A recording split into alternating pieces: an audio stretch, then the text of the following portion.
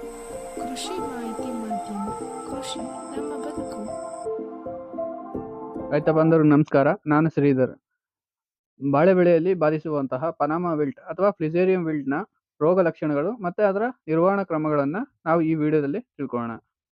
ಅದು ಹೆಂಗೆ ಬರ್ತದಪ್ಪ ಅಂದರೆ, ಫ್ಲಿಸೇರಿಯಂ ಆಕ್ಸಿಸ್ಪೊರಮ್ ಅನ್ನೋ ಒಂದು ಶಿಲೀಂಧ್ರದಿಂದ ಈ ಪನಾಮ ವಿಲ್ಟ್ ಕಾಣಿಸ್ಕೊಳ್ತದೆ. ಮೊದಲನೇದಾಗಿ ರೋಗ ಲಕ್ಷಣಗಳು ಹೆಂಗಿರ್ತಾವಪ್ಪ ಅಂತಂದ್ರೆ, ಈ ಬಲಿತ ಎಲೆಗಳು ಏನಿರ್ತವೆ, ಈ ಬಲಿತ ಎಲೆಗಳು ಹಳದಿ ಆಗ್ತಾ ಶುರುವಾಗುತ್ತೆ.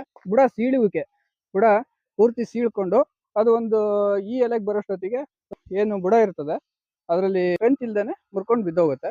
ಇದು ಪನಾಮ ವಿಲ್ಟ್ನ ರೋಗ ಲಕ್ಷಣ. ನಿರ್ವಹಣಾ ಕ್ರಮಗಳು ಹೆಂಗಪ್ಪ ಅಂತಂದ್ರೆ, ನಾವು ಬಂದ ಮೇಲೆ ಮಾಡೋದ್ಕಿಂತ ಮೊದಲನೇ ಮುಂಜಾಗ್ರತಾ ಕ್ರಮಗಳನ್ನ ತಗೋಬೇಕಾಗ್ತದೆ. ನಾವು ಸಾವಯವ ಗೊಬ್ಬರಗಳನ್ನ ಬಳಸ್ತೀವಿ. ಅದರಲ್ಲಿ ಬ್ಯಾಸಿಲಸ್ ಮತ್ತೆ ಟ್ರೈಕೋಡರ್ಮ ಈ ಎರಡು ಮೈಕ್ರೋ ಆರ್ಗಾನಿಸಮ್ಸ್ ಇರುವಂತ ಸಾವಯವ ಗೊಬ್ಬರಗಳನ್ನ ಹೆಚ್ಚು ಬಳಸಬೇಕಾಗ್ತದೆ. ಮತ್ತೆ ಬೇವಿನ ಹಿಂಡಿಗಳನ್ನ ನಾವು ಹಾಕೋಬೇಕಾಗ್ತದೆ.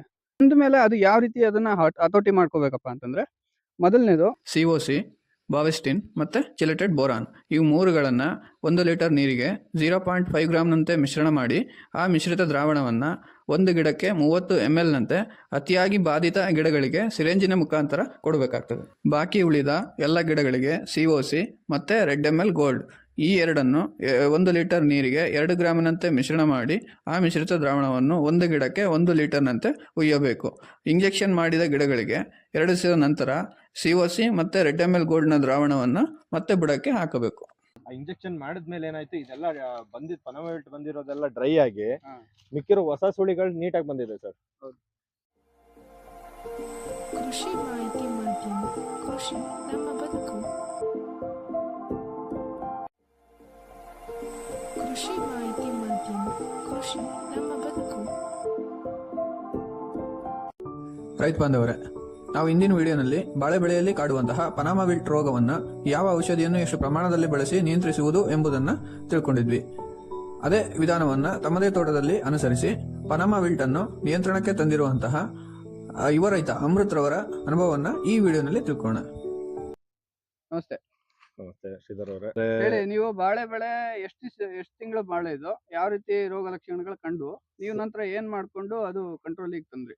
ಸರ್, ಇದು 6 ತಿಂಗಳಾಯ್ತು ಸರ್. ನೀವ್ ಹೇಳಿರೋ ತರ ಈ ಬುಡದಿಂದಾನೇ ಒಂದ್ 4 ಎಲೆಗೆ ಕಾಣಿಸಿದ್ದು ಚೆನ್ನಾಗಿ ಆಗಿದೆ ಸರ್. ಖುಷಿ ಆಗುತ್ತೆ. ಆಮೇಲೆ ಇದು ಕೂಡ ಹೌದು, ಇದು ಪನಾಮ ವಿಲ್ಟ್ ಬಂದಿದ್ದಾಗ ಆಗಿತ್ತು. ಹೌದು. ಇದು ನೋಡಿ, ಇಲ್ಲಿಂದ ಅಣ್ಣ ಹತ್ರಕ್ಕೆ ಬನ್ನಿ. ನೋಡಿ, ಇಲ್ಲಿಂದ ಅದು ಇಷ್ಟಕ್ಕೆ ಸ್ಟಾಪ್ ಆಗಿದೆ. ಇಲ್ಲಿಂದ ನಂತರ ಹರಡಿಲ್ಲ ಅದು. ಸರಿ, ಇವಾಗ 24, ನಾವು 24. ಕೇಳೋದು ಏನಂದ್ರೆ, ನಿಮ್ಗೆ ಎಷ್ಟು ದಿವಸದಿಂದ ಬಂತು ನಿಮ್ಗೆ? ಸರ್, ಪನಾಮ ವಿಲ್ಟ್ ಬಂದು ಒಂದು 1.5 ಮಂತ್ ಆಗಿ ಒಂದ್ 15 ದಿನ ಆದ್ಮೇಲೆ ನೋಡ್ಕೊಂಡ್ವಿ ನಾವು ಅನ್ಕೊಂಡ್ವಿ ಕೆಳಗಡೆ ಇರೋ ಎಲೆಗಳು ಒಣಗಿ ಹೋಗ್ತವೆ, ಸುಳಿ ಎಲೆ ಚೆನ್ನಾಗಿರ್ತವೆ ಅಂತ. ಪನಾಮ ವಿಲ್ಟ್ ಬಂದು ಎಷ್ಟು ದಿವಸಕ್ಕೆ ಒಂದ್ 15 ದಿನ ಆದ್ಮೇಲೆ ನಿಮ್ಗೆ ಅದು ಹತೋಟಿಗೆ ಬಂತು ಅಂತ ಎಷ್ಟು ದಿವಸಕ್ಕೆ ಅನಿಸ್ತು?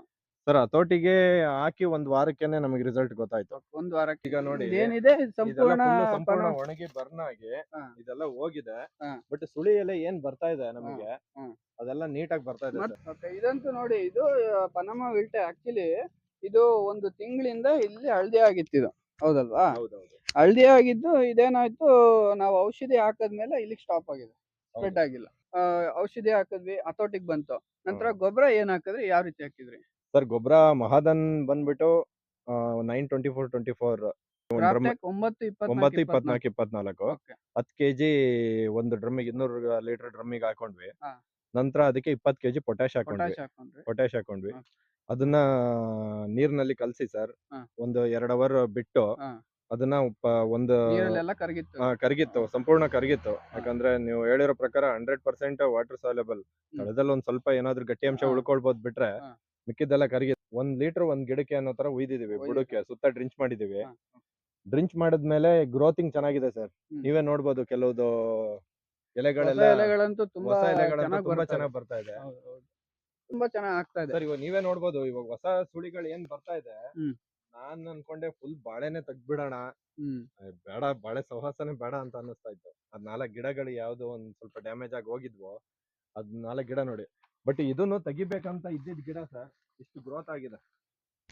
ಹೌದು, ನೀವ್ ಹೇಳಿರೋ ಪ್ರಕಾರ ಇದಕ್ಕೂ ಇಂಜೆಕ್ಟ್ ಮಾಡಿದೀವಿ. ಹೌದು, ಇಲ್ಲಿ ಇಂಜೆಕ್ಷನ್ ಮಾಡಿರೋದು ಮಾರ್ಕು ಕಾಣಿಸ್ತಾ ಇದೆ ನಿಮಗೆ. ಹೌದು, 40 ಡಿಗ್ರಿ ಆಂಗಲ್ ನಲ್ಲಿ ಕ್ರಾಸ್ ಅಲ್ಲಿ ಇಂಜೆಕ್ಷನ್ ಮಾಡಿರೋದು ಇದು. ಹೌದು. ಆ ಇಂಜೆಕ್ಷನ್ ಮಾಡಿದ್ಮೇಲೆ ಏನಾಯ್ತು, ಇದೆಲ್ಲ ಪನಾಮ ವಿಲ್ಟ್ ಬಂದಿರೋದೆಲ್ಲ ಡ್ರೈ ಆಗಿ ಮಿಕ್ಕಿರೋ ಹೊಸ ಸುಳಿಗಳು ನೀಟಾಗಿ ಬಂದಿದೆ ಸರ್.